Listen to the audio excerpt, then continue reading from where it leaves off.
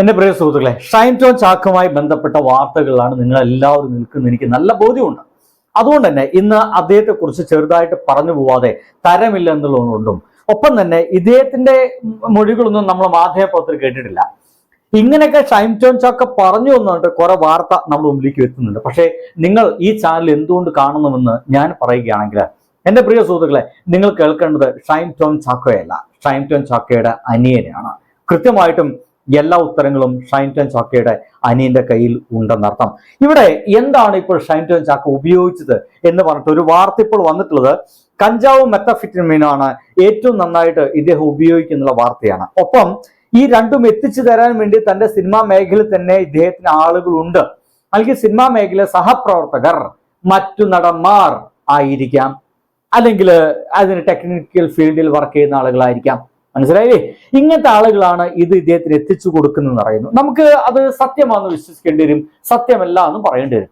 കഴിഞ്ഞ കുറച്ചു കാലത്ത് ഇദ്ദേഹത്തെ ഇന്റർവ്യൂ മറ്റും നോക്കുമ്പോൾ തുടക്ക കാലഘട്ടത്തിൽ വളരെ നീറ്റായിട്ട് ഇന്റർവ്യൂ ഇരിക്കുകയും മറുപടി പറയുകയും ചെയ്തിരുന്ന മനുഷ്യൻ മെല്ലെ മെല്ലെ മെല്ലെ എന്തൊക്കെയോ കാട്ടിക്കൂട്ടുന്ന അവസ്ഥയിലേക്ക്. അപ്പോഴാണ് ആളുകളൊക്കെ ചോദിച്ചു തുടങ്ങിയത്, ഇദ്ദേഹം എന്താ കഞ്ചാവ് കൂട്ടിയിട്ട് പുകയ്ക്കുകയാണോ എന്നുള്ള ചോദ്യങ്ങളൊക്കെ ചോദിച്ചിരുന്നു. എന്തായാലും അതൊക്കെ അവിടെ കിടക്കട്ടെ, അതിന്റെ ഉത്തരങ്ങൾ അവിടെ കിടക്കട്ടെ. ഇദ്ദേഹത്തിന്റെ അച്ഛൻ പറയുന്നത്, കഴിഞ്ഞ 10 വർഷം ഞങ്ങൾക്ക് കേസ് നടത്തി പരിചയമുണ്ട്, ഇന്നൊരു 10 വർഷം കൂടിയല്ലേ ഞാൻ കേസ് നടത്തിക്കോളാം എന്നാണ് ഷൈൻ ടോം ചാക്കോയുടെ അച്ഛൻ പറയുന്നത്.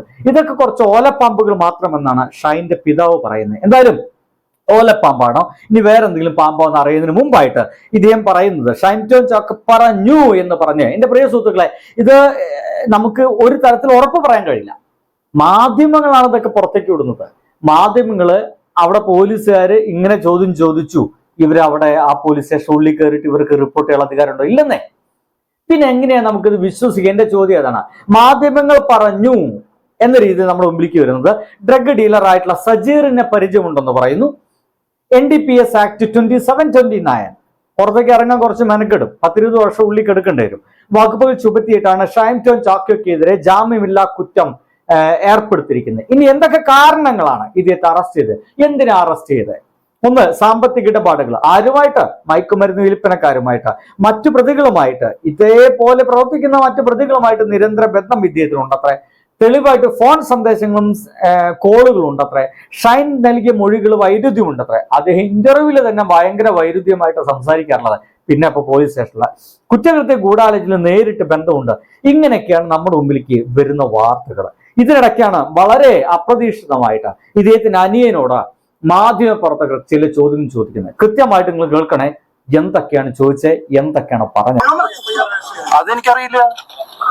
ആദ്യത്തെ ചോദ്യം, പോലീസിനെ കണ്ട് ഓടിയതല്ലേ ഉള്ളൂ, പക്ഷെ അതിനു മുമ്പ് തന്നെ വേറെ ചോദ്യം അങ്ങോട്ട് ചോദിക്കണ്ടേ, ഇനി അടുത്ത കൊല്ലല്ലേ ഉണ്ടാവുള്ളൂ. അതായത് മാധ്യമപ്രവർത്തകരെ, നിങ്ങളെ ഈ കോലും വെച്ചിട്ടുള്ള നീട്ടമല്ലേ, അത് നിങ്ങൾക്ക് അടുത്ത വർഷമല്ലേ ഉണ്ടാവുകയുള്ളൂ എന്നൊരു ചോദ്യം ഇദ്ദേഹം അങ്ങോട്ട് ചോദിക്കുന്നുണ്ട്. ഫുള്ള് സർക്കാസമാണ്. തൊട്ടുമുമ്പിൽ വന്നു നിൽക്കുന്ന മാധ്യമപ്രവർത്തകരെ നിന്ന് ഊക്കുകയാണ് ഈ മനുഷ്യൻ. ഷൈൻ ടോം ചാക്കോയുടെ അനിയൻ നിന്ന് ഊക്കുകയാണെന്ന് മാധ്യമപ്രവർത്തകർക്ക് മനസ്സിലായിട്ടുണ്ടോ എന്നുള്ള കാര്യത്തിൽ എനിക്ക് ഭയങ്കര സംശയമുണ്ട്. ഞാൻ കൃത്യമായിട്ട് പറയാം, ഒന്ന് കേട്ടോ. നിങ്ങൾക്കറിയോ? നോക്കൂ, നിങ്ങൾക്കറിയോ, കറക്റ്റായിട്ട് അറിയോ? ദാറ്റ് മീൻസ് ഇനി അങ്ങോട്ടുള്ള ചോദ്യം മുഴുവൻ മാധ്യമപ്രവർത്തകരാണ്. നിങ്ങളാണല്ലോ ജഡ്ജ്, നിങ്ങൾ പറ.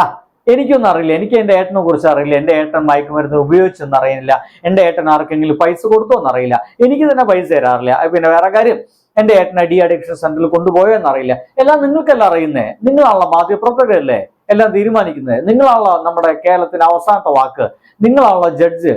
അതുകൊണ്ട് നിങ്ങൾ പറ മാപ്രകളെ എന്ന രീതിയിലുള്ള ഒരു ഇടപെടലാണ് ഇനി ഷൈൻ ടോം ചാക്കോയുടെ അനിയന്റെ വർത്തമാനം കൂടി കേൾക്കുന്ന സമയത്ത് എനിക്ക് തോന്നിപ്പോകുന്നത് ഇത് ഇവരുടെ സ്വാഭാവികമായിട്ടുള്ള സംസാര രീതിയാണെന്നുള്ളതാണ്. അതായത് വേറെ ഒന്നുമല്ല. കേട്ടോ.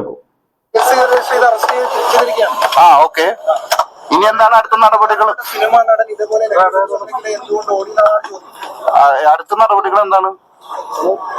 അടുത്ത നടപടികൾ എന്താണ് ഇനി?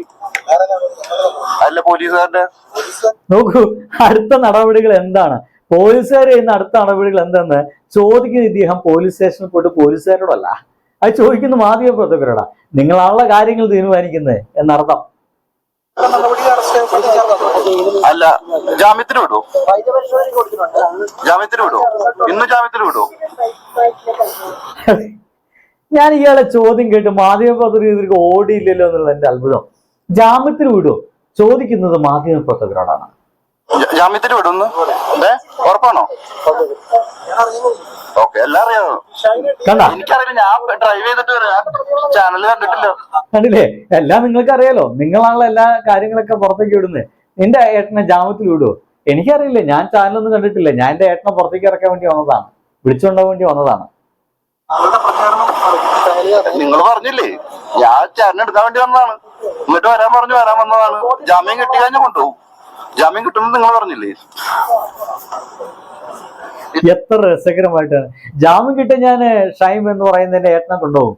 നിങ്ങളല്ല പറഞ്ഞ ജാമ്യം കിട്ടുമെന്ന്, കിട്ടില്ലേ എന്നുള്ള ചോദ്യമാണ് ചോദിക്കുന്നത്.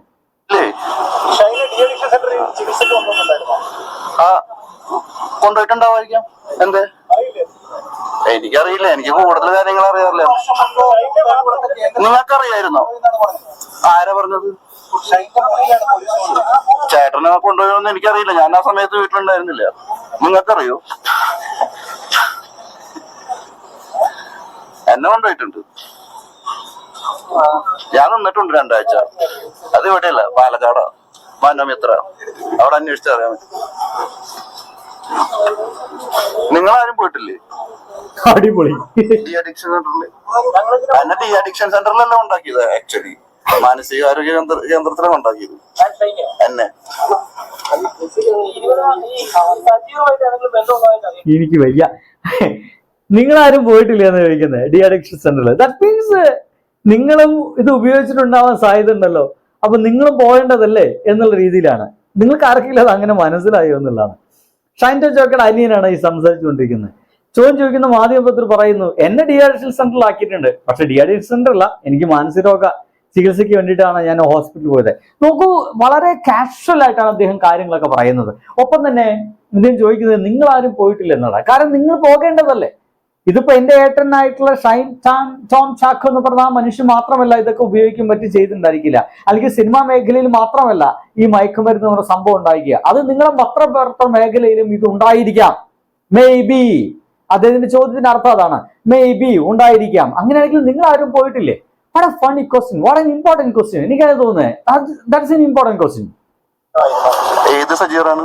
നേരത്തെ പോലീസ് പറയുന്നത് കൊച്ചിയിൽ ഒരു ലഹരി ഇടപാട് എല്ലാ ഹോട്ടലിലും ഉണ്ടായിരുന്നു എന്ന് പറയും. ഈ സജീറുമായിട്ട് എന്തെങ്കിലും ബന്ധമുള്ളതായിട്ട് അറിയാമോ? എനിക്ക് ഏത് സജീറാണെന്ന് അറിയാതെ പറയാൻ പറ്റില്ല. ഫോട്ടോ ഉണ്ടോ? ഈ സജീർ എന്ന് പറയുന്ന ഒരാൾക്ക് 20,000 രൂപ ഷൈൻ്റെ ഫോണിൽ നിന്ന് കൊടുത്തായിട്ടൊക്കെ പോലീസ് കണ്ടെത്തിയിട്ടുണ്ടായിരുന്നു. ഞാനൊരു 5,000 രൂപ വെച്ചിട്ട് തരാറില്ല. അടിപൊളി. എന്തായാലും സജീർ എന്ന് പറയുന്ന ഒരു മയക്കുമരുന്ന് ഒരു വലിയ കള്ളിയുണ്ട്. ആ കണ്ണിയുമായിട്ട് ഇദ്ദേഹത്തിന് ബന്ധമുണ്ട്, ഷൈനിന് ബന്ധമുണ്ട്. 20,000 രൂപ അങ്ങോട്ട് അയച്ചു കൊടുത്തിട്ടുണ്ട് എന്നൊക്കെ പറയുന്നത്. അപ്പൊ ഇദ്ദേഹം പറയുന്നുണ്ട്, ഞാൻ പിന്നെ ഒരു 5,000 രൂപ ചോദിച്ച് തരാറില്ല, പിന്നെ അപ്പൊ നാട്ടുകാർക്ക് വെറുതെ ഇദ്ദേഹം പൈസ കൊടുക്കുന്നത് എന്ന രീതിയിൽ തന്റെ ഏട്ടനുമായി ബന്ധപ്പെട്ട കാര്യങ്ങൾക്ക് ഒരു തരത്തിലും നമ്മുടെ ഈ ഒരു അനിയനും വിശ്വസിക്കാൻ തയ്യാറല്ല. തുടക്കത്തിൽ അദ്ദേഹം പറയുന്നത് വളരെയധികം ബോൾഡായിട്ട് പറയുന്നത്, കഴിഞ്ഞില്ലേ, ഇനി അടുത്ത വർഷമല്ലേ നിങ്ങൾ ഈ കോലും തൂക്കി വരിക എന്നുള്ള ചോദ്യമാണ്. അങ്ങനെ മയക്കുമരുന്ന ചോദ്യങ്ങളൊക്കെ ഇങ്ങനെ മുന്നോട്ട് പോയിക്കൊണ്ടിരിക്കുകയെ ഡി അഡിക്ഷൻ സെന്ററിലേക്ക് ഏട്ടനെ കൊണ്ടുപോകുമോ ഇല്ലേ, കാരണം അദ്ദേഹം മയക്കുമരുന്നിന് അപാരമായിട്ട് അടിമപ്പെട്ടിരിക്കുന്നു എന്ന രീതിയിലൊക്കെ ചോദിക്കുമ്പോൾ ഇദ്ദേഹം ചോദിക്കുന്നത്, എനിക്കറിയില്ല കേട്ടോ, കൊണ്ടുപോകണമെങ്കിൽ കൊണ്ടുപോവാം, കൊണ്ടുപോയിട്ടുണ്ടോ നിങ്ങൾക്കറിയില്ലേ, നിങ്ങളാണല്ലോ എല്ലാം അറിയുന്ന ആൾക്കാർ. അല്ല, നിങ്ങൾ ആരും പോയിട്ടില്ല ഡി അഡിക്ഷൻ സെന്ററിലേക്ക്. അവിടെയാണ് ഏറ്റവും പ്രധാനപ്പെട്ട അദ്ദേഹത്തിന് അർത്ഥം ഇരിക്കുന്നത്. അർത്ഥം എന്ന് വെച്ച് കഴിഞ്ഞാൽ ഇത് സിനിമാ മേഖലയിൽ മാത്രം ഒതുങ്ങി നിൽക്കുന്ന ഒരു സംഗതിയല്ല. എന്റെ ഏട്ടൻ പെട്ടിട്ടുണ്ടെങ്കിൽ തന്നെ സിനിമാ മേഖലയിൽ മാത്രം ഒതുങ്ങി നിൽക്കുന്ന സംഗതിയല്ല, വ്യാപകമായിട്ട് എല്ലാ മേഖലയിലും ഉണ്ടാകും. സോ ഐ കണ്ട് യു. That's it. ബൈ.